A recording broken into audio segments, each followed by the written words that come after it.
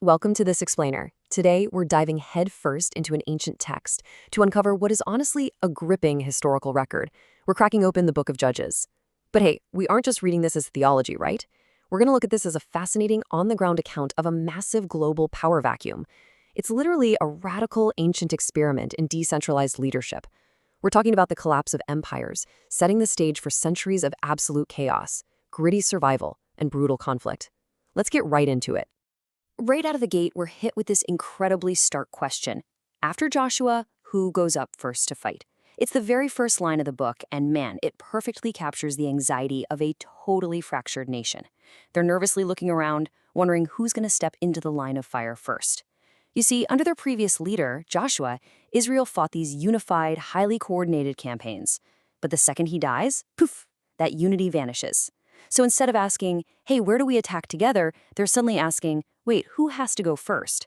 And to understand why they were so terrified, we really need to look at the world they were living in. Which brings us to part 1, the power vacuum of antiquity. Let's zoom out to the global stage right around 1390 BC.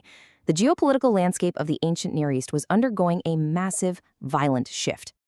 I mean, Canaan was facing the ultimate Wild West scenario here. Just look at the major players. Down south, you've got Egypt.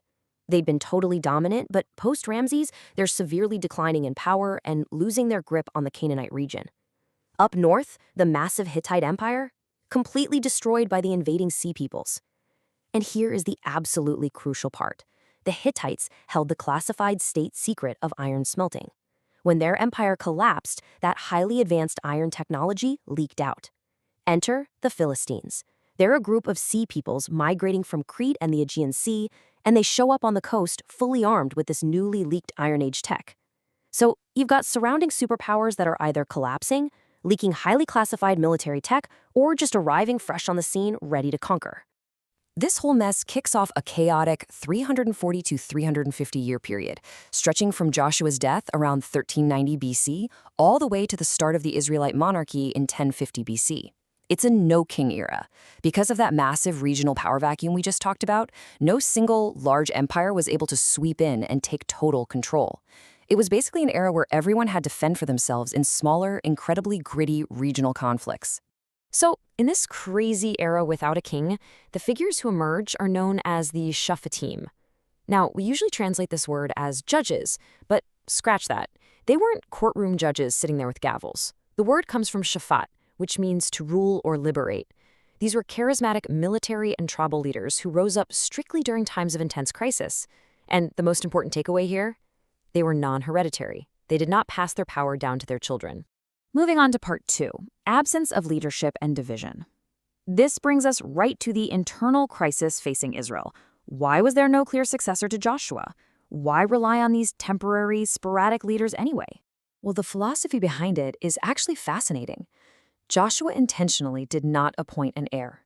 This was a radical, ancient experiment. The nation was fundamentally rejecting absolute human power and hereditary monarchy. Their law essentially asserted that God alone was king. These local leaders were meant to step up only when absolutely needed, and then, critically, step down when the job was done. It's kind of like the way George Washington later shocked the world by stepping down to refuse absolute power.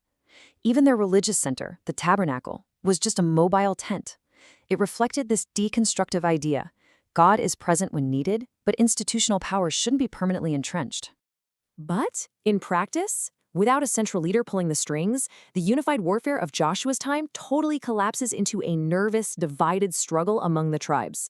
The symptoms of this division are pretty stark. The focus shifts from unified warfare right down to tribal fragmentation. It basically turns into this massive, high-stakes game of eye contact. Every tribe is looking around nervously to see who is actually willing to risk their lives first against these lingering Canaanite factions. Now they all have to fight their own lingering enemies alone. And that leads us to part 3, the alliance of Judah and Simeon. By divine decree, the tribe of Judah is chosen to go first.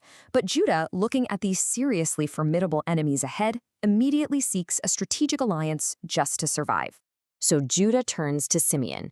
Now, you might be wondering, why Simeon? Well, Simeon was a tribe infamous for its incredibly violent, combat-ready history. This actually traces all the way back to their forefather, Jacob. He famously cursed Simeon's anger, literally calling their swords tools of violence after a brutal massacre in the city of Shechem. So Judah is essentially recruiting the most battle-hardened, warlike tribe they can possibly find. But this alliance wasn't just about brotherhood, It was a gritty, boots-on-the-ground military necessity. For one, Simeon's inherited land was completely enclosed right inside Judah's borders. Think about it. If Judah's borders fell, Simeon would be totally wiped out. By combining forces, they could minimize devastating military casualties. Plus, together, they had to face groups like the Perizzites. These were fierce agricultural people who lived in unwalled villages, which basically meant they were highly skilled at vicious open field combat. Let's look at part 4, Records of Brutal Conquests. Zooming into the micro level here, we really get to see the visceral, gritty skirmishes of this chaotic era. Make no mistake, this wasn't clean warfare. It was brutal, ancient combat. Their first major target is the Battle of Besek. 10,000 enemies are killed, and the alliance comes face-to-face with a guy named Adoni Besek. The name literally translates to the Lord of Besek, a warlord whose very name is associated with lightning or scattering. He was an incredibly powerful regional figure, and he was known for a very specific, gruesome form of psychological and physical warfare. 70. Yep, 70.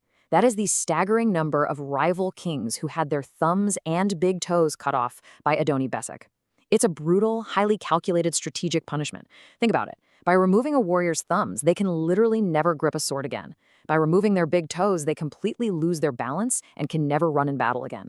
He permanently crippled 70 rival leaders, forcing them to eat scraps under his table. Just wild.